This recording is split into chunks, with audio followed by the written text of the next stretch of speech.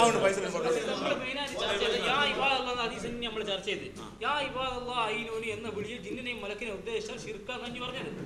ഇപ്പൊ ഇവര് പറഞ്ഞത് തന്നെയാ യാ ഇബാദല്ലാഹ് അയ്നൂനി എന്ന വിളിയെ ജിന്നിനെയും മലക്കിനെയും ഉദ്ദേശിച്ചാൽ ശിർക്കാന്ന് പറഞ്ഞത്.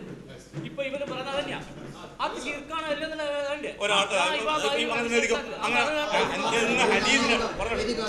ഹദീസിന്റെ അടിസ്ഥാനത്തിൽ പറഞ്ഞു യാ ഇബാദല്ലാഹ് എന്ന് ഒരാൾ വിളിച്ചു.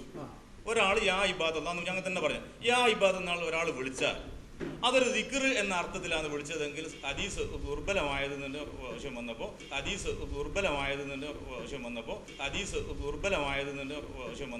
നമ്മൾ പറഞ്ഞു എന്ത് അത് ബിദ്അത്തെ ആവും. യാ ഇബാദ് ഒരാൾ വിളിച്ചാൽ.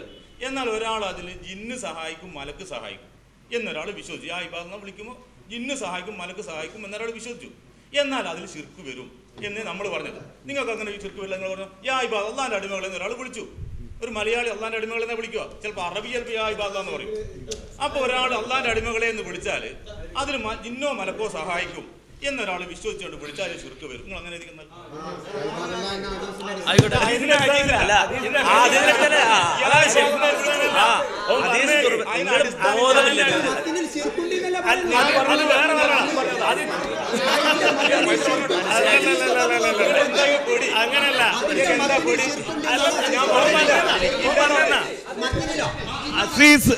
അസീസ് പറഞ്ഞ എന്ന് വിളിച്ചാൽ മലയാളിയാണെങ്കിൽ അള്ളാന്റെ അടിമകളെ എന്നാ വിളിക്കുക. അപ്പൊ എഴുതിക്കോ അള്ളാന്റെ വിജന പ്രദേശത്ത് അള്ളാഹുവിന്റെ അടിമകളെ എന്ന് വിളിക്കുകയും അതുവഴി മലക്കോ ജിന്നോ സഹായിക്കുമെന്ന് വിചാരിക്കുകയും ചെയ്താൽ അത് ശിർക്കാണ്. എഴുതിക്കോ. ഫൈസൽക്ക് പറഞ്ഞത് യാ ഇബാദ് എന്ന ഹദീസ് തന്നെയാണ്